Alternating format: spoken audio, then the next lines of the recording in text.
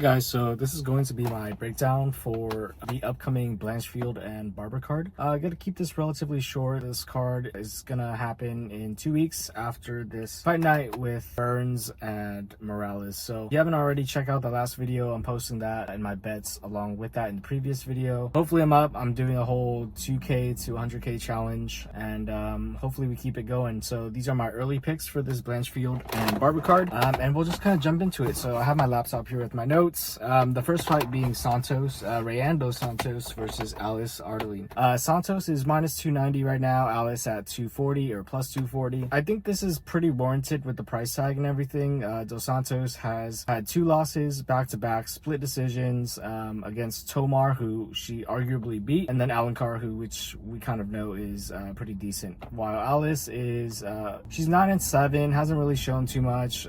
She's shown that she's a gamer, but I don't think there's too much to read into this fight, to be honest with you. I think that Dos Santos can control the pressure, command the cage, and ultimately just win here or even find a knockout. I see a situation happening potentially where these girls scramble, but even if it gets to the ground, I think Dos Santos can hold her own and kind of squeak out victory. The second fight is Markel Medeiros versus Aki, and I don't know. Medeiros has just fought Austin Hubbard and he was minus 200. He did not look good in that fight. He looked sluggish, unmotivated, and he really didn't fulfill that price tag. So kind of coming into this, he better be kind of on point, because Aki is not a slouch. He's not going to just be content holding the cage like Hubbard. Aki is, you know, he's tenacious, he's tough, he hits hard, and if Medeiros comes in kind of the same way where he feels like he's too cool to care, he could be in trouble here. So I like the price tag. Aki is minus 175 right now. I'd like to see him dip down to maybe 150, and I see a play there. So it's a show me spot for Medeiros, simple as that. Kind of keeping it moving. Kurt Holloway versus Monkey King Jordan Leavitt. I think this is pretty straightforward. It's a tried and true kind of battle of old versus new. Both of these guys want to grapple and kind of just implement the same game plan. I think Leavitt is just 2 or 3 levels ahead of Kurt at this point. Kurt's a little slower. He's more willing to accept positions nowadays, especially in his last few fights. And Leavitt has only lost to Patty and Hooper. So, I mean, those two have aged pretty well. This price tag of like minus 165, I like it. I like Hooper with pretty good confidence here. And I don't think there's too much to read into this. I think the young kid is going to win this and kind of keep it pushing. So next one, Oban Elliott versus Ramiz Rahimaj. Oban is minus 470, and it's not hard to see why. He looks like a killer. Very chalky price for a reason. Ramaj I will give him credit for knocking out Mickey Gall, as crazy as that sounds, previously, and I know that kind of surprised people, but I mean, dude, how do you go from a pick'em here with Mickey Gall to even potentially winning this fight against Oban? I think Oban has all the upside here. Ramiz fights like once a year, and I think he gets past round 1 with Elliot, but then Elliot finds a submission, or sorry, some sort of finish here in 2 or 3. Rankings on the line for the next one, Ketlen Veira versus Macy Chiasson. So I will say that I'm biased. The line is basically at a pick'em, and I think for a reason. These two girls fight kind of the same fight. Macy has a slightly larger reach and length and height advantage, and Ketlen's coming off that loss to Harrison, where she actually kind of looked good, right? And Macy's coming off that cut stoppage from Bruno Silva. So I think it's one of those fights where you pick a side, you stay on it, and you kind of just go with your gut. And again, I think Macy is a dark horse in this division overall. I like her. I picked against her. She's only lost to Pennington and Aldana. So yeah, that's kind of where my head's at with this one. I don't love it, but if Macy pushes up to like a plus 120, kind of like she did with Bruno Silva, I'll play something like that for fun. Why not? I like her. Next, this is a good fight. Jeremiah Wells versus Andres Guaffason. He's a favorite. Guaffason at minus 133, and dude, I like this guy. I know there's a whole undefeated or like Dana White contender series curse going on right now, but dude, this guy is unkiltered. He fights hard. He's tough. He's badass. And I think Wells is kind of on his way out to the UFC. Funny enough, this fight takes place at 170. Wells fights normally at 185, so I think the new guy gets it done here. I love these odds. 133, come on, that's not bad at all. I think everything is up to Guaffason here. I think the matchup is in his advantage in every single way. New weight class, Wells coming off a layoff, barely fighting. I mean, Wells has been losing to people like Max Griffin, Carlson Harris, and I mean, his last win was against Semmelsberger, the Jedi. So, and we know he's fallen off a cliff and out the UFC. So I think Wells kind of follows the same thing here. He's gonna get cut after this. It's gonna be the end of the story. The seventh fight, which is gonna be Vallejo versus versus Nascimento.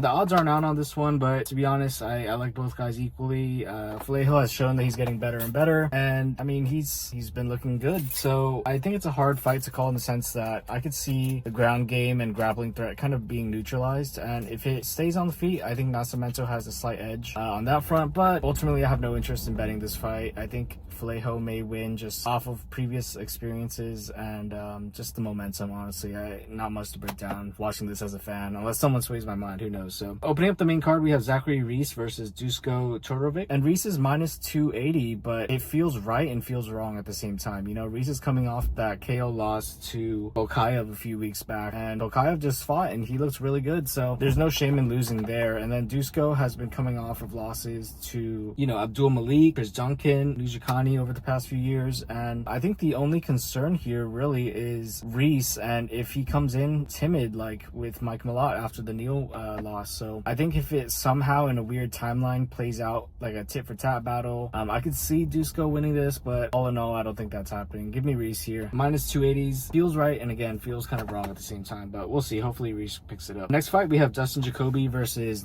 Bruno Lopez. It's funny because I think it's a show me fight for Lopez. Lopez went from a huge underdog against that Dagestani at minus 400, and he got exposed for being super parallel. So we don't know how good Lopez is in reality, but at the same time, he's versing Dustin Jacoby, who is now minus 145 in this fight. I could see this even closing as a pick'em come fight night, and I don't know. I think the dog money is good on Lopez, but at the same time, like regardless, I don't think you can count Jacoby out. You know, he's shown that he's still there. He still has all the skills and everything like that. So it is a relatively hard gate kept win, that if that makes sense, against that Lopez will have to get, because Jacoby's not a slouch, and so he's gonna have to show that he is, you know, capable to compete at this level. So gut feeling is Jacoby here at this spot. If it comes to a pick'em, I'll take Jacoby for sure. I think Lopez just needs to show me a bit more, and if he wins this, then great, he's on my radar. So next fight is the featured fight with Billy Ray Goff and Suyin Ko.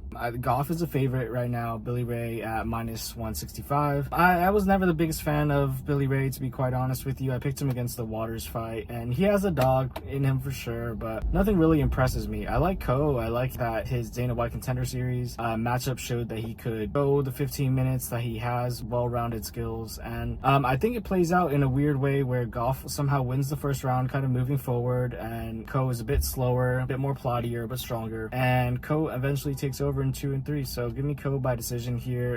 It's going to be hard to knock out Billy Ray, but I like Ko. I like the newcomer here, especially at plus odds at like 150 right now. So Gamrot versus the unranked Ludovit Klein. So weird kind of fight because they both fight kind of similar, and I think, you know, being transparent, I instantly jump towards Gamrot. He's a well-known name, but the more you think about it, Gamrot has been slowly deteriorating over the past few years. You know, he had a sniff and still got rocked by that midget RDA. He beat Hooker, and we know Hooker's a dog, so there's no shame in that. He won that split against, or was it unanimous, against Turner, and I think he lost that fight. Armin obviously a few years back, and he was kind of losing against that Faziev fight too. So I mean, I've never been the highest guy on Gamrot, and I like Klein here as a dark horse kind of pick at plus like 130 at the moment. He's been looking better and better, and he's beaten guys like Bahamondes, Roberts, Cunningham. I could see him kind of pulling it off too. I think this is gonna be a close fight. I think it may even get dicey if it goes to the judges, but I think Klein will move forward. I think the grappling may neutralize, so we'll see. Gamrot on the feet, and he's okay, don't get me wrong, but I like Klein here for what it's worth. Main event, we have Blanchfield versus Barber, and it's funny because Blanchfield is a minus 175. I've never been a big fan of Blanchfield, and the more I think about this fight, the more I think about adversity. So just kind of going over my breakdown for Barber and Blanchfield. Blanchfield is minus 175 right now, and honestly, I've never been the highest Blanchfield guy. I think her striking is super mediocre. I have picked Menon against her. I picked Santos against her, and I think in this fight, you know, you really think about adversity with these two, and Macy's been in a bunch of dog fights where she's been bloodied, she's been fighting, striking on the feet, and ultimately, you know, she wins those fights. And I think when I think of adversity with Blanchfield, I think a few things. I think the end of round 1 with Santos, where she looked, you know, scared or worried for the first time. I think adversity in which she still fought through with Ferro for 5 rounds, even though it didn't go her way 50-45. I think she fought through, showed heart, didn't give up. And I think the end of round 2 with Rose, where she looks like like she was suffering a PTSD deer in the headlights moment. You know, in those situations,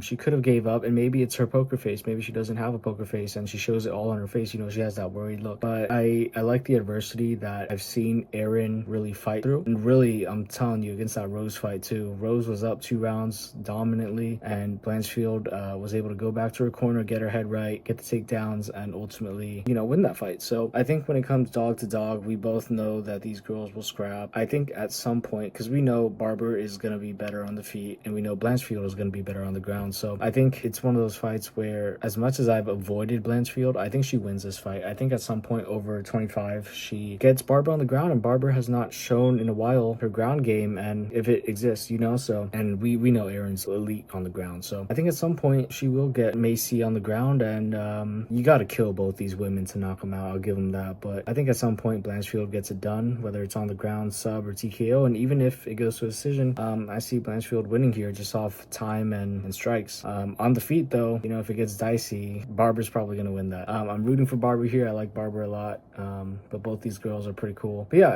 I think Blanchfield, we've seen her lines blow up a bit pretty quickly too. So she's minus 175. I may take that depending on how this week with Burns and Morales goes. Hopefully goes well. You guys check out the video, see the bets there. But yeah, I'll post my official bets down below. Still working on finding like an editor or a way to include footage and bet slips, stuff like that. But yeah, 2K to 100K challenge, we're off here, and we'll see how this week goes as well. Keep me updated. Let's have a conversation down below, and we'll be in touch, guys.